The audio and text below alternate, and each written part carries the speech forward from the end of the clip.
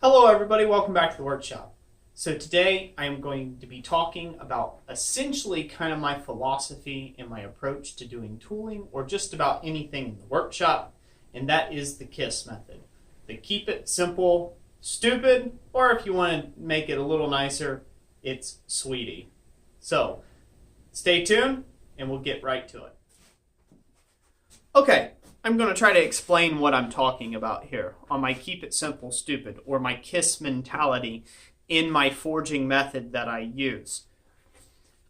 I was hoping that this would come across the nearly 360 videos that I have posted to YouTube on the subject of blacksmithing with all these different projects you see here that I've done in the most recent of videos. And a few that I haven't yet. I haven't done this video yet, but that'll be coming out soon. All these items here were made with the same processes, the same exact processes. They were not deviated from at all, and I've made everything that you see here to the right, with exception to this rivet set and tools. We'll get to that later. These were very basic, very common processes and simple processes that anybody can practice and learn to do and do well. Do not fall for the mentality that if this here, Roy made this or so-and-so made it, whoever's your favorite YouTuber, they made it, they're a master. One day I hope I'll be to that level. It has nothing to do with that. It has everything to do with practicing your fundamentals of blacksmithing. Now you'll see guys, as they get a lot more experience under their belt, they like to tote egos with that and say, oh well, I'm good at this because I've been doing it for 35, 40 years, whatever, 10 years, 12 years, 1 year, doesn't matter. It's a natural thing to start getting a bit of an ego when your work looks very good in your own eyes. I have been successful to that as well as myself. But what I have tried to convey in the almost 360 videos that I have on the channel here to everyone out there, to all the blacksmiths around the world, and that I'm trying to teach, is we do not have to take and complicate simple methods to make ourselves feel better about ourselves. I wanted to show this whole range of tooling, and this is what I was really conveying with all these tools. Not that they're not nice tools, not that they're not needed or that they couldn't be very useful in your shop. The main purpose of making all these videos was to try and convey a very simple message. That you can start with one simple piece. These all came out of a piece about this long, about that thick, and about that wide. You can apply whatever measurements you would like to that. This is a piece of 1/4 inch by 1 inch by 10 inch long flat stop. Now I'll go ahead and put the metric. 6 mil by 25 mil by 250 mil. Now, there's the other thing. I have added metric to my channel to be of help and aid to people in the other demographics that watch my channel. To put that into perspective, there's about 10,000 subscribers right now at the talking of this video. We're almost there. By the time maybe people are watching this, we will be well over 10,000 subscribers. So to put that in perspective, 65% of my viewership comes from the United States. That leaves a whopping 35% of the rest of the world. So that's roughly 3,500 people who watch my channel. I'm adding metric simply to help them. I'm learning metric. I don't like metric, but I'm learning it to help them. So that will be something I continue on into the future because there's 3,500 people that could find benefit of that. Now, what if I get a measurement wrong? Once again, it goes back to the method of keep it simple, stupid. If it looks wrong, don't forge it that way. If you pull it up and you start working on it and you say, you know what, just dimensionally that looks wrong, don't forge it that way. Do a little more math. Maybe you'll find out, hey, Roy would have had a better tong if he would have just did some math here, and he'd been able to come out with a better tong. Yeah, but I have 12 tongs that I've made in the time that it's taken somebody to figure out making one pair. I use a simple method because it's a simple approach, it's easy to understand, and it helps beginners, intermediates, and more advanced smiths conquer either being more efficient at their work or just being able to take and complete and make a project. So I hope that that takes and helps clears up some of my methods and things. I've received an overwhelming amount of comments that are just incredibly positive. Me and Jessica always love those. Of course, we love those because people are commenting good like. But then also I've received quite a handful here recently about tongs being too thin, not using metric measurements, things of that nature. And I don't want my subscribership and any new subscribers to the channel to get me wrong about my method. I am here to teach, and I'm going to teach the simplest, easiest way to go from point A to point Z in the fastest way possible, because that's the method I use in my shop. So these dividers here, or calipers if you will, made very simply using one rivet method. They were made out of a 10-inch long piece of 1/4x1 flat stock, or 2 pieces of that really, one set down and drawing out a taper. As simple as you can get it. It's drawing a taper, punching and riveting a hole, and putting a bend in something. Those are all the fundamentals. Nothing more, nothing less.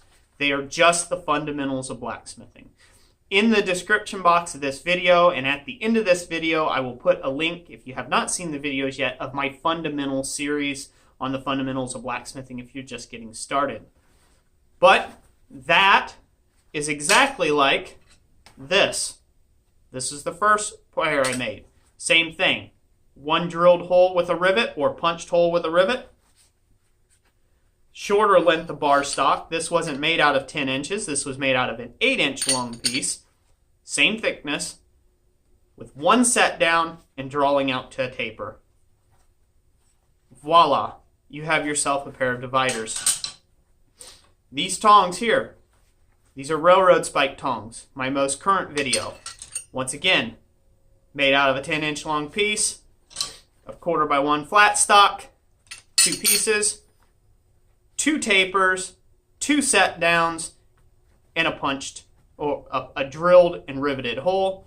And then of course, there was a slit and drifted hole here. Still a fundamental of blacksmithing. It's a simple process to practice and learn, and then you can incorporate it into your work or more complex pieces.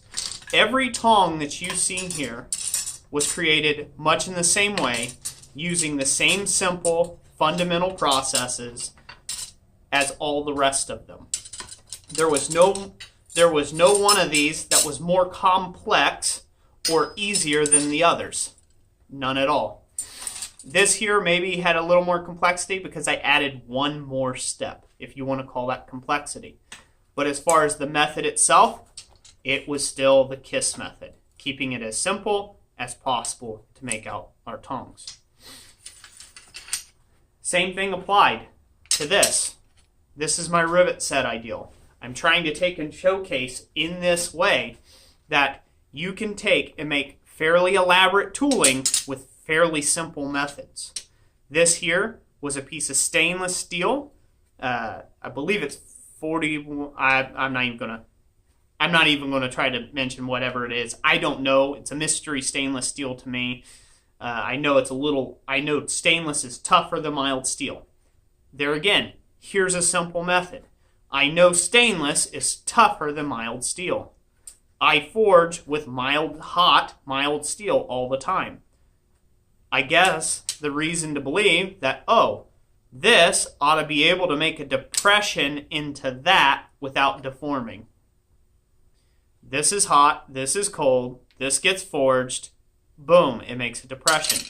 Will this hold up as long as maybe a piece of coil spring or a piece of hardenable tool steel? No, it won't.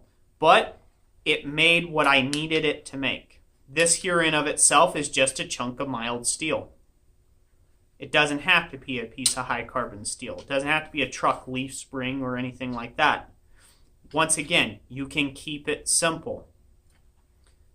I mushroomed the head on this and then ground it clean to a ball. You can watch the video on that on the channel.